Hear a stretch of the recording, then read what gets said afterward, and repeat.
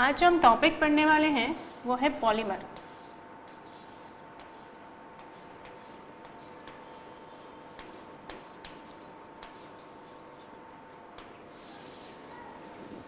ये एक ऐसा कंपाउंड का फॉर्म होता है जो कमर्शियली बहुत इम्पॉर्टेंट है, क्योंकि हमारी काफ़ी सारे सब्सटेंसेस जो डेली लाइफ के होते हैं वो कहीं ना कहीं इन्हीं से बने होते हैं।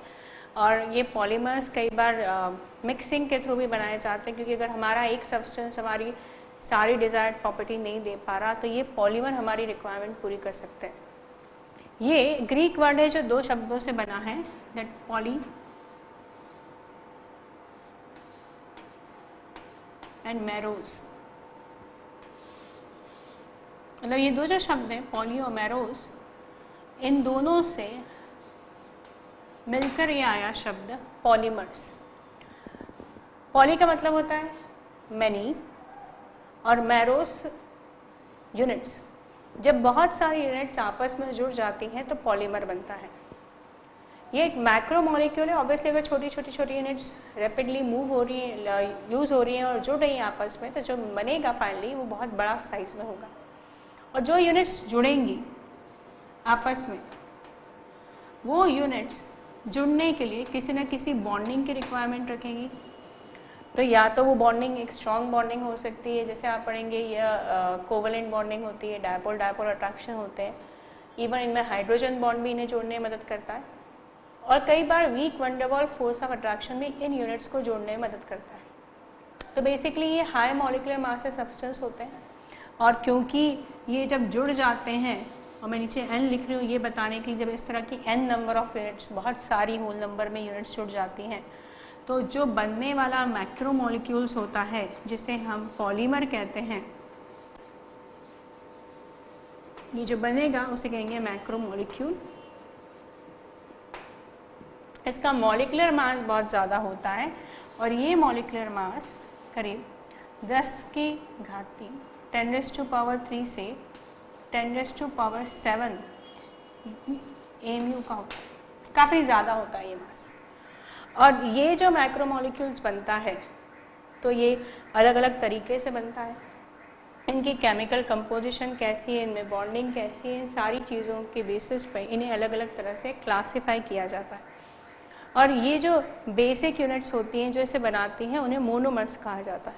तो ऑब्वियसली अगर शब्द यूज़ किया जा रहा है डाइमर, इसका मतलब उसे बनाने के लिए 2 यूनिट यूज़ की गई है। सिमिलरली यदि हम ट्राइमर वर्ड यूज़ कर रहे हैं, मतलब इसको बनाने के लिए 3 यूनिट यूज़ की गई है। टेट्रामर वर्ड यूज़ हो रहा है, मतलब इसे बनाने के लिए 4 यूनिट यूज़ की गई है। उसी तरह पॉलीमर वर्ड आया, इसका मतलब इसे बनाने के लिए कई यूनिट यूज़ की गई है। तो अगर हम इसे डिफाइन करें तो इस तरह ये करेंगे, these polymers are the macromolecules of the high molecular mass which is formed by small units called monomers, and when they combine together through any chemical bonding, finally we get the polymer.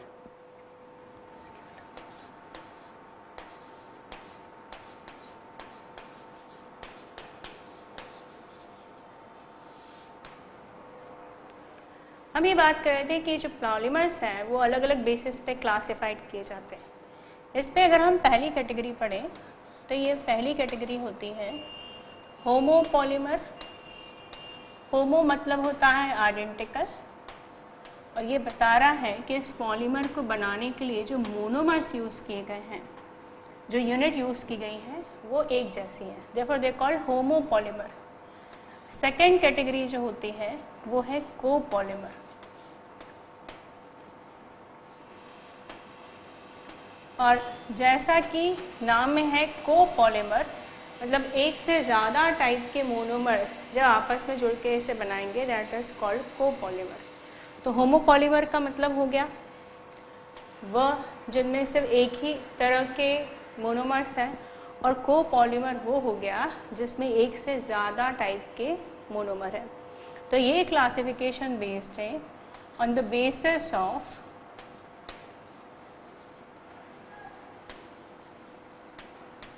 Type of monomer. तो यहाँ हमने जो दो category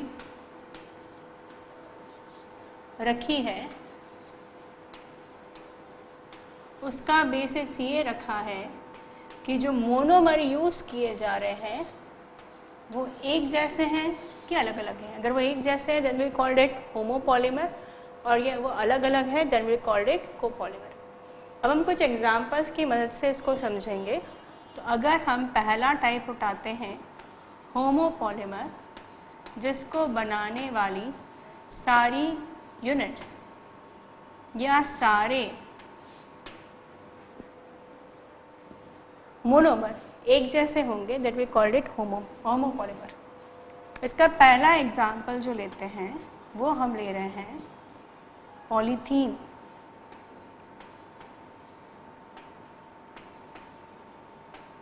ये नाम हमें बहुत आसानी से इन्फॉर्म कर रहा है कि इसमें यूज़ किया जाने वाला मोनोमर कौन सा है। यहाँ आप देख सकते हैं एक शब्द है इथीन और उसके आगे वर्ड लिखा है पॉली, मतलब जब बहुत सारे इथीन आपस में जुड़ेंगे तो बनेगा पॉलीथीन। ये एक बहुत ही कॉमन सब्सटेंस है जो हम डेली लाइफ में यूज़ करते हैं, और जैसे मैंने स्टार्टिंग में कहा था कि जो पॉलीमर्स हैं वो कमर्शियली बहुत इंपॉर्टेंट सब्सटेंस है, क्योंकि अगर जिन चीज़ों का डिस्कशन इस चैप्टर में होगा अगर आप देखें तो कहीं ना कहीं रोज़मर्रा के सामान में हम उनका यूज़ करते हैं। तो सबसे ज़्यादा कॉमनली यूज़ की जाने वाली पॉलीथीन, इसकी भी दो कैटेगरी होती हैं। एक को शॉर्ट में कहते हैं LDP, जिसका फुल फॉर्म है लो डेंसिटी पॉलीथीन।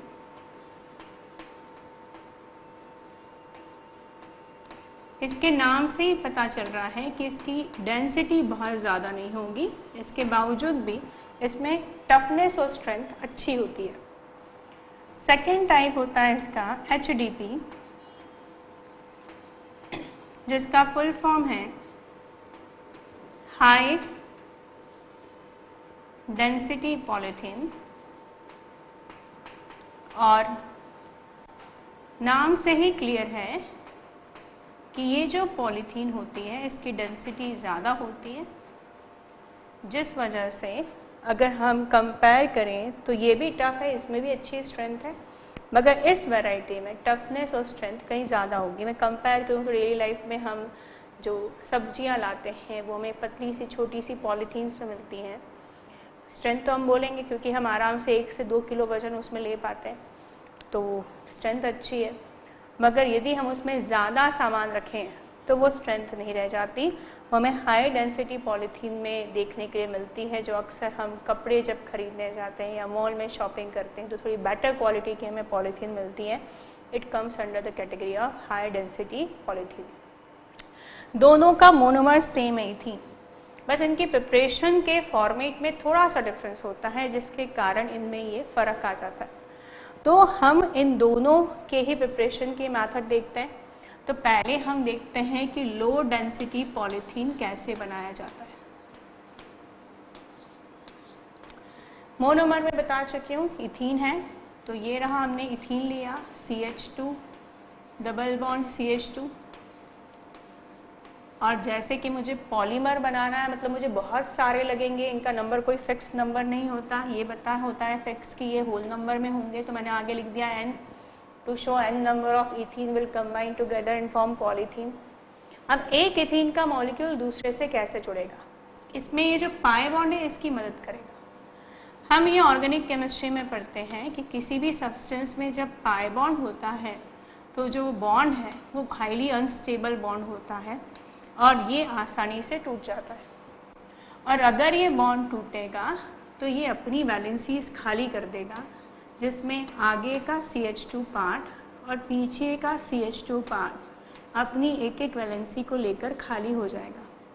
और हमने जितने भी मोनोमर लिए हैं, जितने भी इथीन मॉलिक्यूल लिए हैं, सब में यही होगा जब हम प्रोसीजर फॉलो करेंगे। इस तरह जब एक इथीन दूसरे इथीन से जुड़ेगा तो वो बहुत आसानी से जुड़ जाएगा, क्योंकि दोनों के पास वैलेंसीज फ्री हैं और ये दोनों अपनी वैलेंसी के थ्रू ये बॉन्ड बना देंगे। मतलब इसमें प्रेजेंट पाई बॉन्ड इसकी मदद कर रहा है कि एक इथीन का मॉलिक्यूल दूसरे से जुड़ सके। सिमिलरली दूसरा तीसरे से जुड़ेगा, तीसरा चौथे से जुड़ेगा। और आप इमेजिन कर सकते हैं कि अगर इस तरह एक इथीन दूसरे से जुड़ेगा, फिर दूसरा तीसरे से जुड़ेगा, तीसरा चौथे से जुड़ेगा, इस तरह ये जब आपस में जुड़ते चले जाते हैं, this process is called chain growth mechanism. इसे चेन ग्रोथ मैकेनिज्म कहते हैं। चेन एक लंबी लाइन और ग्रोथ धीरे धीरे धीरे वो बढ़ती चली जा रही है। हम ये प्रोसेस कराएंगे कैसे, और स्पेशली हमें डेंसिटी कम रखनी है तो हम क्या करेंगे, यहाँ पर कुछ कंडीशन स्पेसिफाइड होती हैं, टेम्परेचर की, प्रेशर की, जो हमें ध्यान रखनी पड़ती है। साथ में ये भी कि प्रोसेस किसकी प्रेजेंस में कराई गई है। इस प्रोसेस को कराने के लिए हमें लगेगा ट्रेस ऑफ ऑक्सीजन, थोड़ा सा ऑक्सीजन चाहिए। ऑक्सीजन की जगह हम पेरोक्साइड भी ले सकते हैं।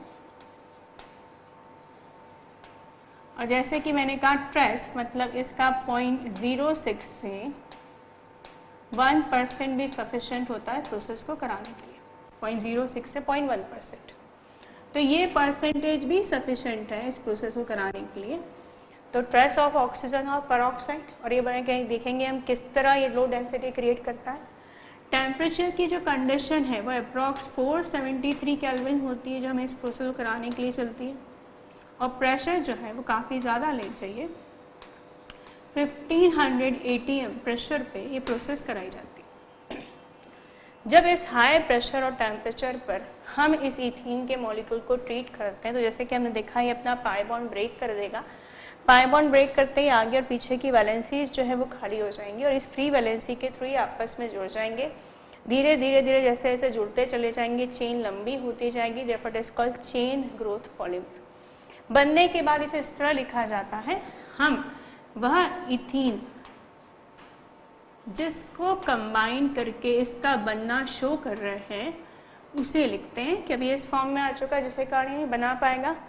और इस फ्री वैलेंसी के साथ कन्वेंशनली इसे ब्रैकेट में लिखा जाता है जिसमें आगे और फ्री वैलेंसी, आगे की फ्री वैलेंसी और पीछे की फ्री वैलेंसी बता रही है कि इस तरह इन फ्री वैलेंसी से जुड़ता चला जाएगा। और नीचे बेस में n आएगा जो बताएगा जब n number of such molecules combine together they form a polymer called polythene. Organic chemistry का थोड़ा सा पार्ट इसमें आता है कि अगर आप किसी प्रोसीजर में ऑक्सीजन या पेरोक्साइड यूज़ करते हो तो फ्री रेडिकल मैकेनिज्म होता है। और क्योंकि हमने ऑक्सीजन या पेरोक्साइड यूज़ किया है, जब ये चेन बन जाती है तो इस चेन के पास जो फ्री रेडिकल साइड लिंक्स आ गई वो बहुत ही एक्टिव होती है। ऑर्गेनिक केमिस्ट्री में, जनरल ऑर्गेनिक केमिस्ट्री में पढ़ा जाता है कि फ्री रेडिकल एक ऐसी स्पीशीज़ है जिसके पास एक अनपेयर्ड इलेक्ट्रॉन है, इट्स हाईली अनस्टेबल। इसमें एक रिएक्शन मैकेनिज्म पार्ट भी आता है जिसमें आप देखेंगे कैसे फ्री रेडिकल बनता है, पर ये जो फ्री रेडिकल है ये हाईली रिएक्टिव होता है। और इनके बीच में ये जो highly reactive free radical part है वो कुछ इस तरह अपने से साइड में कुछ एटम्स को जोड़ लेते हैं।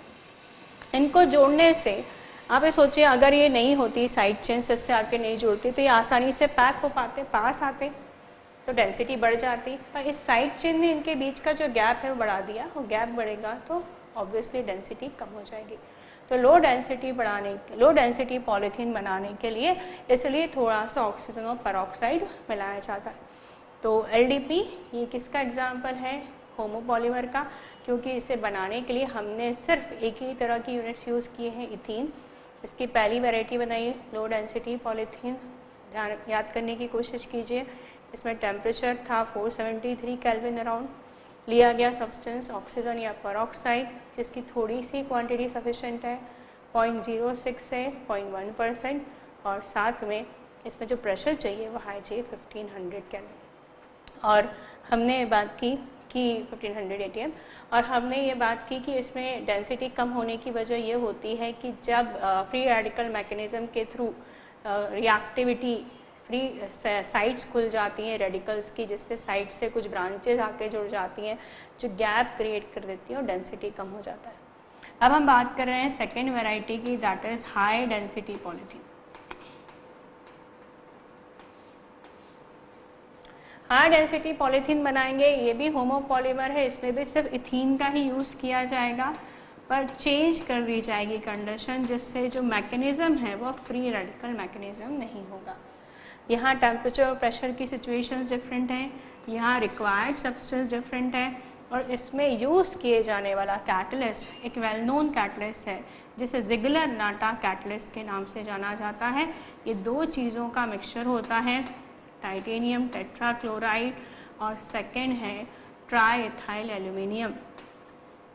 इसका जिक्र ऑर्गेनोमेटलिक कंपाउंड में होता है क्योंकि यहाँ पे एल्यूमिनियम की बॉन्डिंग कार्बन के साथ होती है, और जब भी एक मेटल कार्बन के साथ जुड़ता है the compound is called organometallic compound. क्यों इसे ऑर्गेनोमेटेलिक कंपाउंड कहा जाता है?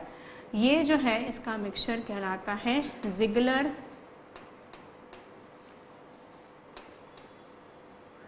नाटा कैटलिस्ट, ज़िगलर नाटा कैटलिस्ट कहते हैं। और ये ज़िगलर नाटा कैटलिस्ट जैसे मैंने कहा याद रखें क्योंकि ये काफ़ी ज़्यादा पूछे जाने वाले सवालों में से है कि what is Ziegler Natta catalyst, mixture of titanium tetrachloride and triethyl aluminium, जिसमें ट्राइथाइल एल्यूमिनियम एक ऑर्गेनोमेटेलिक कंपाउंड है क्योंकि यहाँ एल्यूमिनियम जो है एक मेटल है और वो कार्बन के साथ में बॉन्डेड है। यहाँ पर अगर टेम्परेचर की सिचुएशन बोली जाए तो ये 333 केल्विन से 433 केल्विन अराउंड होती है, 343 केल्विन अराउंड होती है। और यहाँ पर जो प्रेशर यूज़ किया जाता है this is around 6 to 7 atm। Pressure यहाँ पर रिलेटिवली कम यूज़ किया जा रहा है। तो यहाँ पर ये जो टेम्परेचर और प्रेशर की सिचुएशन है उसमें भी ये पाई बॉन्ड इसी तरह टूट जाएगा। पाई बॉन्ड टूटते ही ये जो वैलेंसीज हैं आगे और पीछे की वो खाली हो जाएंगी, और ये जो फ्री वैलेंसीज हैं ये फ्री वैलेंसीज जुड़ने में मदद करेगी आगे और पीछे। और जैसे कि मैंने कहा अगर मैंने नीचे n लिख दिया इसका मतलब n नंबर ऑफ यूनिट्स आपस में कंबाइन हो गई, और क्योंकि इसमें कोई साइड चेन नहीं निकल रही है, इस तरह की लंबी लंबी चेन्स हैं जो आसानी से एक दूसरे के साथ प्रॉपरली पैक हो जाती हैं। और देख सकते हैं ये पैकिंग जो है इनके बीच का स्पेस जो है वो कम कर देगी, और जब स्पेस कम हो जाएगा तो डेंसिटी ज़्यादा बेहतर होगी। तो ये रहे हमारे होमोपॉलीमर। इन्हें होमो इसलिए कहा गया क्योंकि इसमें यूज़ की जाने वाली यूनिट आप देख रहे हैं कहीं भी चेंज नहीं है, इट इज़ ओनली इथीन। इन दोनों में डेंसिटी का फ़र्क है, स्ट्रेंथ का फ़र्क है, टफनेस का फ़र्क है। इनमें कुछ चीज़ें कॉमन हैं, जैसे कि अगर मैं इनके साथ में एक साथ बात करूं कि इन दोनों में कुछ प्रॉपर्टीज़ हैं जो आइडेंटिकल हैं, वो ये है कि केमिकल्स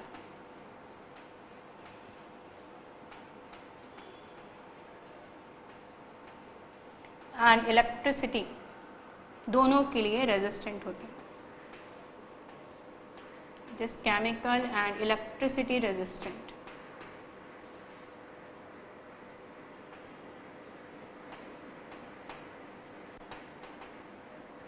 इन तीन चीज़ों का कोई असर नहीं होता, और क्योंकि इन पे इन दोनों चीज़ें का असर नहीं होता काफ़ी यूज़फुल हो जाते हैं। यूजेस की बात करें कहाँ काम आते हैं?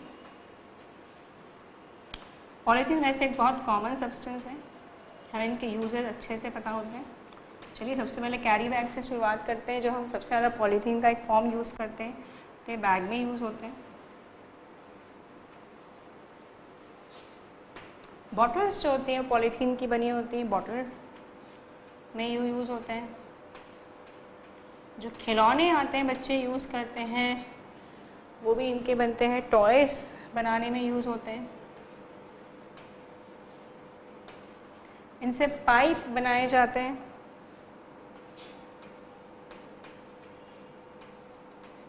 बकेट्स बनाई जाती हैं इनकी,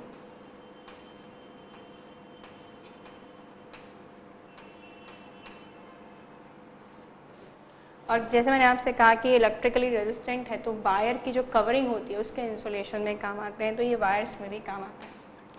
बहुत यूज़फुल सब्सटेंस है पॉलीथीन, हम हमेशा यूज़ करते आए। थोड़ी डिटेल इन्फॉर्मेशन मिली इनकी कि दो तरह के होते हैं, low density and high density polythene.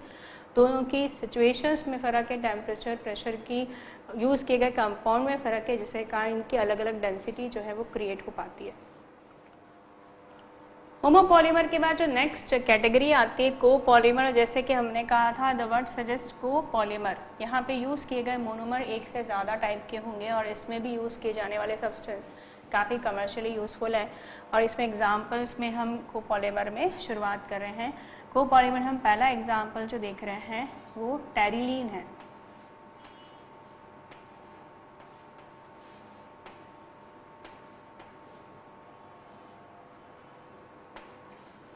ये जो टेरिलीन है इसे डेक्रोन के नाम से भी जाना जाता है। इसे एक नाम और देते हैं पॉलिस्टर।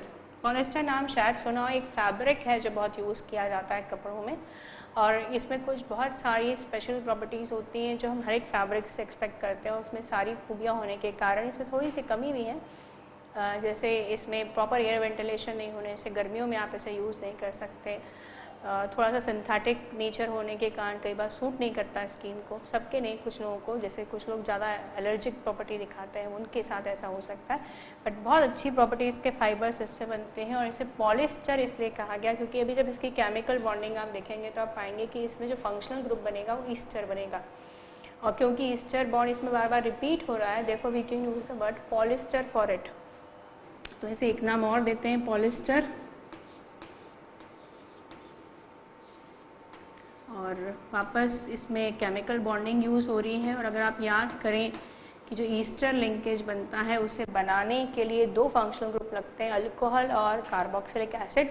तो हम यहाँ पे जो दो यूनिट यूज़ करने वाले, एक का नाम को है जिसमें एक से ज़्यादा तरह के मोनोमर यूज़ होने वाले हैं, तो जो दो यूनिट जुड़ेंगे उसमें एक में फंक्शनल ग्रुप अल्कोहल होगा और दूसरे में फंक्शनल ग्रुप कार्बोक्सिलिक एसिड होगा। जो अल्कोहल यूज़ करने वाले हैं वो अल्कोहल जो है वो है इथिलीन ग्लाइकॉल।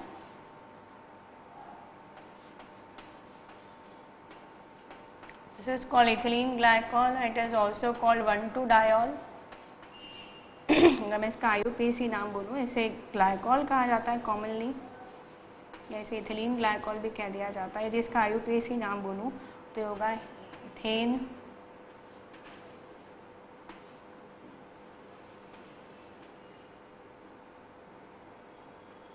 1,2-diol।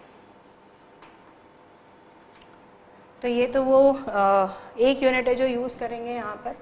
जो दूसरी यूनिट हम यहाँ यूज़ करने वाले हैं वो है टेरेथैलिक एसिड। थैलिक एसिड से बच्चे यूजुअली फैमिलियर रहते हैं, काफ़ी ऑर्गेनिक केमिस्ट्री में काम पड़ता है। इसे बेंजीन में ऑर्थो पोजीशन में दो कार्बोक्सिलिक ग्रुप अटैच होते हैं और जैसे इसका नाम टेरे है, इसमें जो पोजीशन है वो वैरी करेगी। इसमें जो है पैरा पोजीशन पे दोनों कार्बोक्सिलिक एसिड जुड़े होते हैं, इसे कहते हैं टेरेथैलिक एसिड।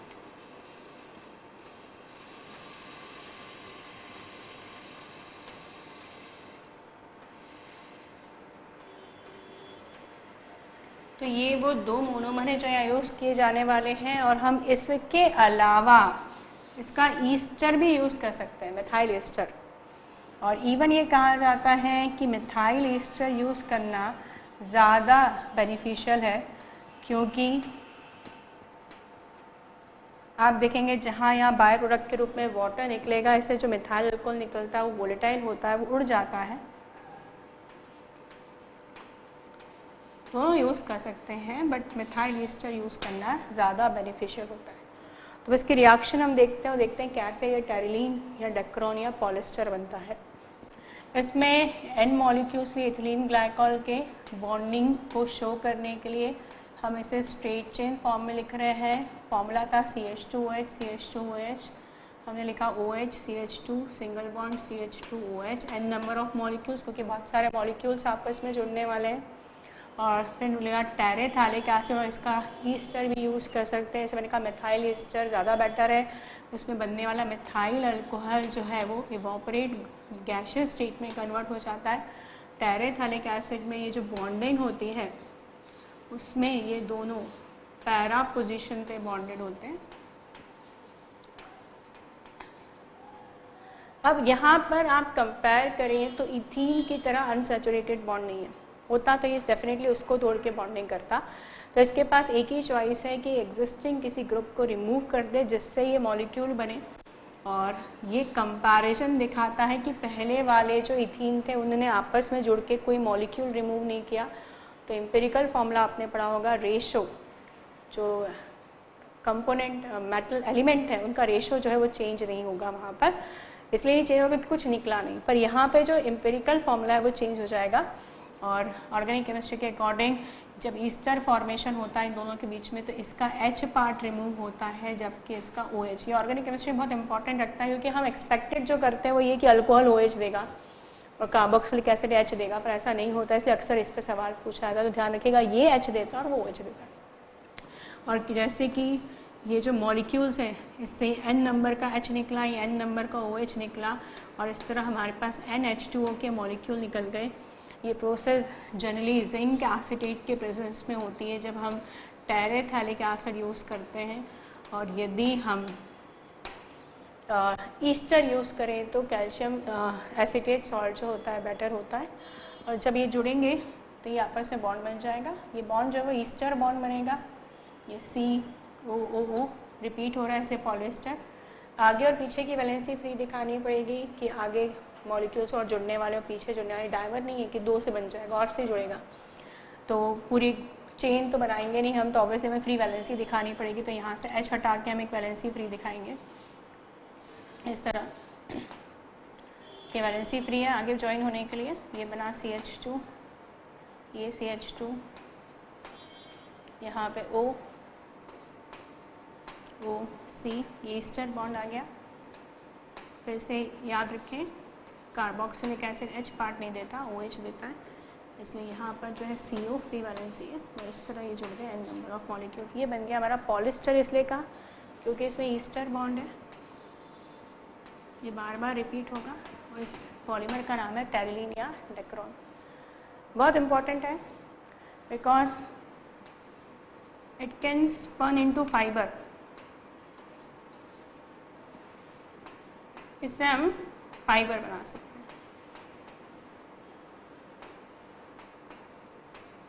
फाइबर आपस में लंबे लंबे थ्रेड होते हैं, आपस में बहुत आसानी से बॉन्ड हो जाते हैं। बॉन्ड है, लंबे थ्रेड है, तो आप इन्हें फैब्रिक में यूज़ कर सकते हैं। इसी कैरेक्टरिस्टिक्स की बात करते हैं क्योंकि हम समझ गए कि अगर फाइबर के रूप में यूज़ कर सकते, चेंज हो सकते हैं तो फैब्रिक बनाने के काम आते हैं। तो हम इससे क्या बनाएंगे, फैब्रिक्स बनाएंगे। और इसके कैरेक्टरिस्टिक्स बहुत इंपॉर्टेंट कैरेक्टरिस्टिक्स हैं और आप पाएंगे कि इसमें बहुत सारी ऐसी चीज़ें हैं, अच्छी चीज़ें हैं जो हम उम्मीद करते हैं कि एक फैब्रिक में होनी चाहिए, जैसे लो मॉइस्चर एब्जॉर्प्शन नेचर, पानी ये बहुत कम एब्जॉर्ब करता है,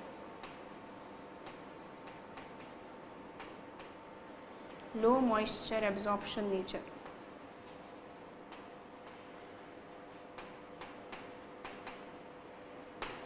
लो मॉइस्चर एब्जॉर्ब करेगा तो ऑब्वियसली बहुत जल्दी सूख जाएगा। सेकंड, हाई टेंसाइल स्ट्रेंथ, ये आसानी से फटता नहीं है। हम कपड़े से ये भी उम्मीद रखते हैं वो आसानी से ना फटे।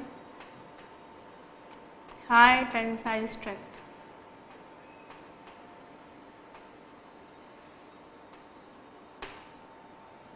अगला, क्रीज रेजिस्टेंट, इसमें कभी सल नहीं पड़ती, जिससे प्रेस नहीं करना पड़ता कपड़ों को।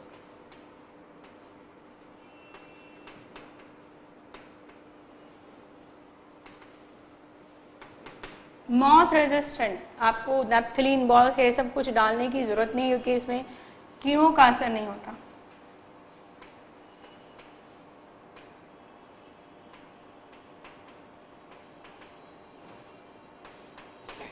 सबकी अपनी चॉइस होती है, कुछ लोगों को कॉटन या वुल बहुत पसंद है तो इसमें ये भी अच्छा है, इट कैन मिक्स विथ वुल और कॉटन। आप उनके साथ भी इसको आसानी से मिक्स कर सकते हैं और आपको जो कैरेक्टरिस्टिक्स उनके पसंद है इसके साथ में ब्लेंड किए जा सकते हैं। तो इट कैन मिक्स विथ